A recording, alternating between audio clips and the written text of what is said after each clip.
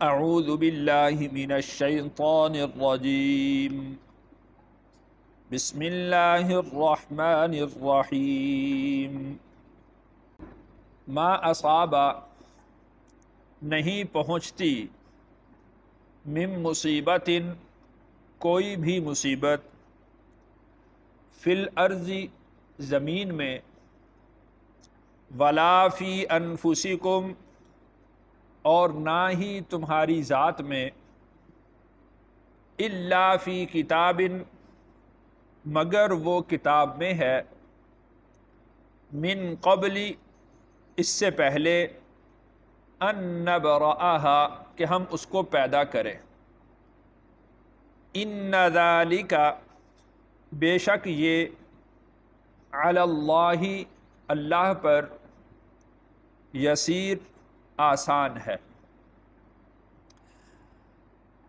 تو اس آیت میں اللہ تعالیٰ نے ارشاد فرمایا کہ زمین پر یا تمہاری ذات پر جو کوئی بھی مصیبت آتی ہے اس کو اللہ تعالیٰ نے پیدا ہونے سے پہلے، اس مصیبت کے پیدا ہونے سے پہلے لوح محفوظ میں درج کر دیا ہے، لوح محفوظ میں اس کو لکھ دیا ہے۔ زمین پر مصیبت مثال کے طور پر جیسے قحط آ جاتا ہے، زلزلہ آ جاتا ہے، زمین میں شگاف پڑ جاتے ہیں یا مختلف قسم کی بیماریاں جو پھوٹ پڑتی ہیں،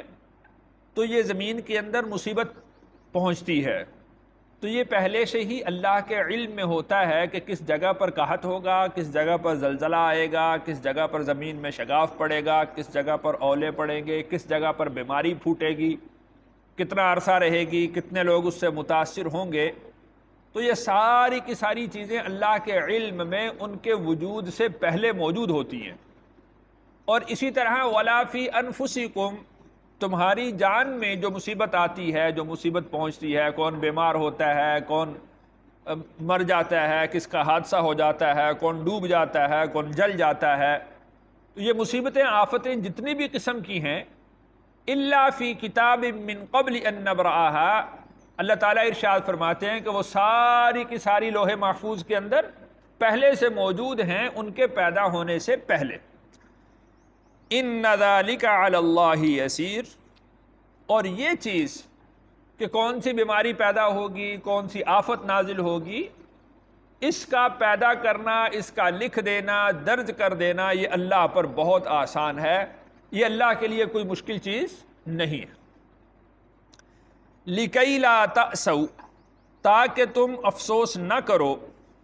عَلَى مَا فَاتَكُمْ اس چیز پر جو تم سے فوت ہو جائے، جو تم سے کھو جائے، تم اس پر افسوس نہ کرو۔ وَلَا تَفْرَحُوا اور تم شیخی نہ بھگارو بِمَا آتَاكُمْ جو اس نے تمہیں دے دیا ہے۔ واللہ اور بے شک اللہ لا يحب پسند نہیں کرتے کل مختال فخور ہر شیخی بھگارنے والے کو اور فخر کرنے والے کو، اترانے والے کو اللہ تعالیٰ پسند نہیں کرتے۔ واللہ لا يحب اور اللہ پسند نہیں کرتے کل مختال فخور ہر شیخی بگارنے والے کو اور فخر کرنے والے کو، اترانے والے کو، ایسے لوگ اللہ کو پسند نہیں ہیں۔ تو آیت میں بالکل صاف طور پر، واضح طور پر اللہ نے ارشاد فرمایا کہ جو چیز تمہارے ہاتھ میں ہو، تمہارے قبضہ میں ہو، اور پھر وہ کسی آفت سے، کسی مصیبت سے وہ تم سے چھن جائے، تمہارے ہاتھ سے نکل جائے، تو لِكَيْ لَا تَأْسَوْا عَلَى مَا فَاتَكُمْ تو تم اس پر افسوس نہ کرو۔ اب دیکھیں کہ آدمی، اس کا بیٹا وہ بیمار ہو جاتا ہے، آدمی اپنی جان سے زیادہ اپنی اولاد کو عزیز سمجھتا ہے اور اس پر ہر ممکن کوشش کرتا ہے کہ اس کو کوئی نقصان نہ پہنچے، لیکن کتنے ہی لوگ ایسے ہیں کہ ان کے بیٹے ان کے ہاتھوں کے اندر فوت ہو جاتے۔ تو اب یہ یعنی اس کے اختیار میں نہیں ہے، یہ وہی چیز ہے لِكَيْ لَا تَأْسَوْا عَلَى مَا فَاتَكُمْ، یہ اللہ نے دیا تھا، اللہ نے واپس لیا، اب اس پر اتنا افسوس کرنا کہ آدمی جو ہے وہ اپنی جان لے لے، خودکشی کر لے، کسی بیماری کے اندر مبتلا ہو جائے، اس میں اس کو مبتلا نہیں ہونا چاہیے۔ ہاں، آدمی کو اپنی طرف سے مکمل کوشش کرنی چاہیے کہ میرا نقصان نہ ہو، لیکن پھر بھی اگر نقصان ہو جائے تو پھر اس کو اللہ کی رضا سمجھنا چاہیے۔ اور اسی طریقہ سے وَلَا تَفْرَحُوا بِمَا آتَاكُمْ، آدمی کے پاس پیسہ آ جاتا ہے، مال آ جاتا ہے، عہدہ آ جاتا ہے، زمین آ جاتی ہے، جائیداد اس کے ہاتھ لگ جاتی ہے، تو اس پر اس کو خوش نہیں ہونا چاہیے کہ یہ تو میں نے اپنی محنت سے کمایا ہے، میں نے اپنی عقل مندی سے کمایا ہے، میں نے اپنی دانائی سے کمایا ہے۔ یہ تو اللہ تعالیٰ کی عطا ہے، جس کو چاہتے ہیں عطا کر دیتے ہیں۔ امام غزالی رحمہ اللہ نے لکھا ہے کہ اگر یہ مال عقل کی بنیاد پر ملتا ہوتا تو بے وقوف تو سارے بھوکے مر جاتے، ان کے پاس تو عقل ہے ہی نہیں۔ اسی طرح عربی کا بہت زبردست ایک مقولہ ہے کہ نصیبو کا یصیبو کا ولو کان تحت الجبلین، جو تیرا نصیب ہے وہ تجھے مل کر رہے گا اگرچہ دو پہاڑوں کے نیچے ہو۔ وما لا نصیبک، جو تیرا حصہ نہیں ہے، لا یصیبک، تجھے نہیں پہنچے گا، تجھے نہیں ملے گا، ولو کان تحت الشفتین، اگرچہ وہ دونوں ہونٹوں کے درمیان ہو۔ اگر آدمی کے مقدر میں ہے تو دو پہاڑوں کے نیچے سے چیز نکل کر اس کو مل جاتی ہے، اور اگر اس کے مقدر میں نہیں ہے تو اگر اس کے بالکل یہ دو ہونٹوں کے درمیان ہو وہ چیز تو وہ پھر اس کو نہیں ملتی۔ تو ہر چیز کا عطا کرنے والا وہ اللہ ہے، اور اللہ تعالیٰ کو شیخی بھکارنے والے، اترانے والے، وہ اللہ کو نہیں بھاتے، اس لیے کہ یہ کوئی اچھے اوصاف نہیں ہے کہ ہر وقت اپنی ہی تعریف کرتے رہنا، ہر وقت اپنی ہی انا کو بیان کرتے رہنا، اپنی خوبیوں کو بیان کرتے رہنا، یہ اللہ تعالیٰ کو پسند نہیں۔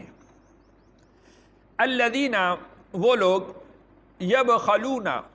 جو بخل کرتے ہیں یعنی مال کو روک رکھتے ہیں، ویأمرون الناس، اور وہ حکم دیتے ہیں لوگوں کو، بالبخل، مال کو روکنے کا یعنی بخل کرنے کا۔ ویسے تو بڑے مالدار بنتے، بڑی شیخیاں بگاڑتے، اور اگر کہیں خرچ کرنے کا موقع آ جائے تو پھر ان کی جیب سے ایک پائی نہیں نکلتی، پھر ان کی جیب سے ایک روپیہ نہیں نکلتا، پھر وہ خود بھی پیسے کو روکتے ہیں۔ وَيَأْمُرُونَ النَّاسَ بِالْبُخْلِ، اور وہ دوسروں کو بھی مال کے روک رکھنے کا حکم دیتے ہیں کہ کوئی ضرورت نہیں ہے یہاں خرچ کرنے کی، یہ کوئی طریقہ نہیں ہے خرچ کرنے کا جس طرح تم خرچ کر رہے ہو۔ حالانکہ جس طرح سورۃ الحدید میں اللہ تعالیٰ نے دو جگہ پر ارشاد فرمایا کہ اللہ کی راہ میں خرچ کرنا وہ اللہ کو قرض دینے کے مترادف ہے، اللہ کو قرض حسنہ دینے کے مترادف ہے، اور اللہ تعالیٰ کو جو قرض حسنہ دیتا ہے اللہ تعالیٰ اس کو کئی گنا کر کے اس کو لوٹا دیتے ہیں، دو چند کر کے اس کو واپس کرتے ہیں۔ وَمَن يَتَوَلَّ، اور جو شخص اعراض کرے،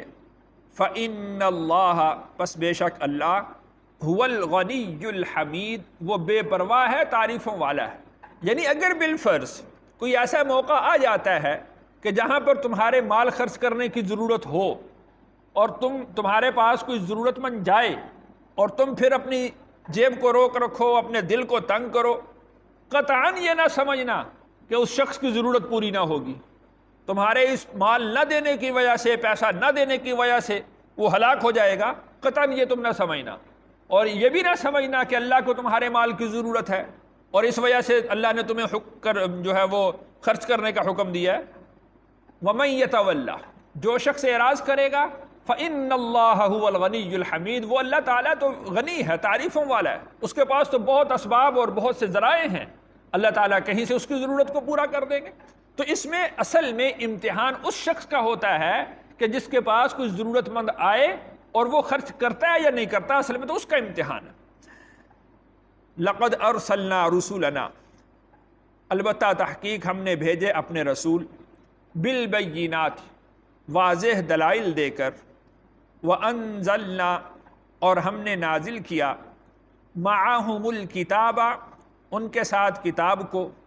وَالْمِيزَانَ، اور ترازو کو، لِيَقُومَ النَّاسُ، تاکہ کھڑے رہیں لوگ، بالقسط، انصاف کے ساتھ۔ تو اللہ تعالیٰ نے انبیاء علیہم السلام کا سلسلہ جو جاری فرمایا،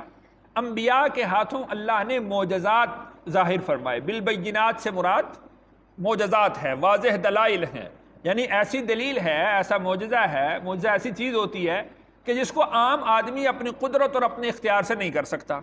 اب مثال کے طور پر آپ حضرات نے سنا ہوا ہے کہ حضرت صالح علیہ السلام کی قوم نے مطالبہ کیا، پہاڑ سے اونٹنے نکلے، ہو بھی گابن 10 ماہ کی، اور نکلتی ہی وہ بچہ دے دے۔ اب یہ کس کے اختیار میں ہے؟ اب سوائے اللہ کے کسی کے اختیار میں نہیں ہے۔ تو انبیاء نے اس طرح کر کے دکھایا، حضرت صالح علیہ السلام نے اللہ تعالیٰ سے دعا کی، وہ اس طرح ہو گیا۔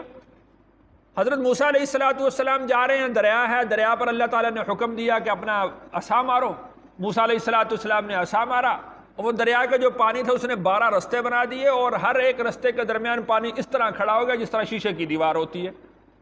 اب یہ کس نے کیا؟ اب کسی انسان کے بس میں، کسی انسان کی قدرت میں یہ کام نہیں۔ تو لقد ارسلنا رسلنا بالبینات، ہم نے رسولوں کو بھیجا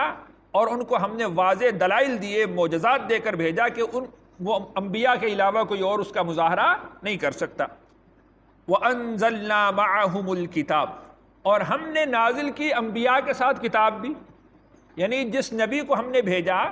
اس کو کوئی نہ کوئی کتاب ضرور دی ہے، چاہے تو نئی کتاب اس پر نازل کی ہو یا پچھلی ہی کسی کتاب کا تابع اس کو بنا دیا ہو کہ آپ نے اسی کتاب کی تعلیم دینی ہے، اسی کتاب کی تبلیغ کرنی ہے۔ جس طرح کہ حضرت موسیٰ علیہ السلام کو اللہ تعالیٰ نے تورات عطا فرمائی، اور حضرت ہارون علیہ السلام کو بھی اسی تورات کی تبلیغ کا حکم دے دیا۔ تو وَأَنزَلْنَا مَعَهُمُ الْكِتَابِ، اور ہم نے نازل کی ان کے ساتھ کتاب۔ وَالْمِيزَانَ، اور ترازو۔ اب یہاں پر یہ جو میزان ارشاد فرمایا اس کے دونوں معنی درست ہیں۔ یا تو یہ ظاہری طور پر جو ترازو ہے یہی مراد ہے کہ بہت سا لین دین کاروبار وہ اس ترازو کے ساتھ وابستہ ہے، اگر یہ ترازو کے دونوں پلڑے درست رہتے ہیں تو وہ تجارت درست رہتی ہے، جائز رہتی ہے، اور اگر وہ ترازو کے پلڑے وہ غلط ہوتے ہیں، خراب ہوتے ہیں، ان میں اعتدال قائم نہیں رہتا تو ساری کی ساری معیشت اور تجارت خراب ہو جاتی ہے۔ بلکہ رسول اکرم صلی اللہ علیہ وسلم نے ارشاد فرمایا کہ جب تم تولو تو جھکتا ہوا تولو، مطلب یہ ہے کہ تمہاری طرف سے اضافہ جو ہے وہ مال سامان کا جانا چاہیے۔ تو ایک اس کا معنی یہ، دوسرا معنی اس کا یہ میزان سے مراد شریعت ہو، کہ جب بھی کوئی شخص حد اعتدال سے نکلنے لگے تو شریعت کی پابندی اس کے آڑے آ جائے، شریعت کی پابندی اس کو روک دے کہ یہاں سے آگے اگر قدم رکھا تو یہ ناجائز ہے، ہاں یہ حدود ہیں، ان حدود کے اندر قائم رہو اور اس حدود سے تجاوز نہ کرو۔ لِيَقُومَ النَّاسُ بِالْقِسْطِ، تاکہ لوگ انصاف کے ساتھ قائم رہیں، کتاب کو پڑھیں اور شریعت کے مطابق چلیں اور انصاف پر وہ لوگ قائم رہیں، اعتدال کے ساتھ رہیں۔ وَأَنزَلْنَا الْحَدِيدَ، اور ہم نے نازل کیا لوہے کو، فِيهِ بَأْسٌ شدید، اس میں بہت مشقت ہے، وَمَنَافِعُ لِلنَّاسِ، اور لوگوں کے لیے نفع ہیں، وَلِيَعْلَمَ اللَّهُ، اور تاکہ اللہ جان لیں، مَن يَنصُرُهُ، کہ کون اس کی مدد کرتا ہے، وَرُسُلَهُ، اور اس کے رسولوں کی، بالغیب، بن دیکھے۔ تو اللہ تعالیٰ نے یہاں پر اس آیت میں لوہے کے فوائد بیان فرمائے کہ لوہے کو بھی پیدا کس نے کیا ہے؟ اللہ نے۔ اب اس کے اندر مشقت بھی بڑی ہے اور اس میں منافع بھی بہت ہیں۔ مشقت اس میں یہ ہے کہ اس کو ایک جگہ سے اٹھانا دوسری جگہ پر لے جانا، تو اس میں مشقت ہے، اور اسی طریقہ سے اس کو اپنی مرضی کے مطابق اوزار بنانا، سامان بنانا، وہ کافی اس میں مشکل ہوتی ہے۔ وَمَنَافِعُ لِلنَّاسِ، اور پھر اس میں لوگوں کے لیے بہت سارے فائدے ہیں، اور آگے جو ارشاد فرمایا وَلِيَعْلَمَ اللَّهُ مَن يَنصُرُهُ وَرُسُلَهُ بِالْغَيْبِ، اور تاکہ اللہ یہ بھی دیکھ لے کہ کون اللہ کی اور اللہ کے رسولوں کی مدد کرتا ہے بن دیکھے۔ تو اس کا مطلب یہ ہے کہ جب لوگ حد اعتدال سے نکلیں گے، کتاب اللہ سے تجاوز کریں گے، اللہ کے احکامات سے تجاوز کریں گے، اور جیسے پیچھے ارشاد فرمایا تاکہ لوگ انصاف پر قائم رہیں، اور جب لوگ انصاف پر قائم نہ رہیں گے تو پھر ان کو انصاف پر لانے کے لیے لوہا اٹھانا پڑے گا، اوزار اٹھانے پڑیں گے، تیر تلوار اٹھانا پڑے گا، ڈھالیں اٹھانی پڑیں گی۔ تو فیہ بأس شدید ومنافع للناس، اس میں اگرچہ مشقت ہے کہ ان کو اٹھانا ہے، لیکن اس میں فائدے بہت سارے ہیں کہ لوگوں کو اعتدال کے اندر لے کر آنا، جو سرکشی کر رہا ہے، حد سے تجاوز کر رہا ہے، اس کو روکنا۔ وَلِيَعْلَمَ اللَّهُ مَن يَنصُرُهُ وَرُسُلَهُ بِالْغَيْبِ، اور تاکہ اللہ تعالیٰ دیکھ لیں کہ جب اللہ کی طرف سے جہاد کی آواز آتی ہے کہ تم اب اسلحہ اٹھاؤ، اب اس وقت کون اسلحہ اٹھاتا ہے اور کون اسلحہ نہیں اٹھاتا، یہاں پر یہ اللہ دیکھنا چاہتے ہیں کہ اللہ کی اور اللہ کے رسول کی مدد کون کرتا ہے۔ مطلب اس کا یہ ہے کہ اللہ کی مدد سے مراد وہ اللہ کے رسول کی مدد ہے، کہ جب رسول پکاریں، کہیں کہ تم آؤ اللہ کی راہ میں نکلو، تو اس وقت دیکھتے ہیں کون لوگ نکلتے ہیں اور کون لوگ نہیں نکلتے۔ اور اس میں بھی اللہ نے آگے ارشاد فرمایا کہ ان اللہ، بے شک اللہ، قوی عزیز، قوت والے ہیں، زبردست ہیں. یعنی اللہ تعالیٰ کو تمہاری ہرگز حاجت نہیں ہے. جب وہ چاہتے ہیں تو پانی کے ذریعے سے اللہ تعالیٰ وہ انصاف قائم کر دیتے ہیں. جتنے سرکش تھے قوم فرعون کے، وہ سارے کے سارے اللہ نے پانی میں بہا دیے، ختم کر دیے. اسی طریقے سے اللہ تعالیٰ کو تمہاری حاجت نہیں ہے. اب حضرت لوط علیہ السلام کی قوم کے جو لوگ تھے، قوم لوط کے لوگ، اب وہ سارے کے سارے سرکش تھے، اللہ نے زمین کو الٹ دیا، سارے کے سارے مر گئے. اور اسی طریقے سے کسی پر اللہ نے پتھر برسا دیے، کسی قوم پر اللہ نے زلزلہ بھیج دیا، کسی قوم پر اللہ نے چیخ بھیج دی. تو اللہ تعالیٰ کو کسی کی احتیاجی نہیں ہے. اس میں تمہارا امتحان ہے کہ تم اللہ کے اور اللہ کے دین کی مدد کے لیے کھڑے ہوتے ہو یا نہیں ہوتے. اس کو اللہ نے ارشاد فرمایا کہ ان اللہ قوی، اللہ تعالیٰ تو بڑی قوت والے ہیں. اپنے فرشتے کو حکم دیں گے، وہ فرشتہ آئے گا اور زمین کو الٹ کے رکھ دے گا. اللہ کے لیے کچھ مشکل نہیں. عزیز اور زبردست ہیں کہ اللہ تعالیٰ اپنی قوت کا استعمال، طاقت کا استعمال جس طرح چاہتے ہیں وہ کرتے ہیں. اللہ تعالیٰ سے دعا ہے اللہ تعالیٰ مجھے اور آپ کو عمل کی توفیق نصیب فرمائے.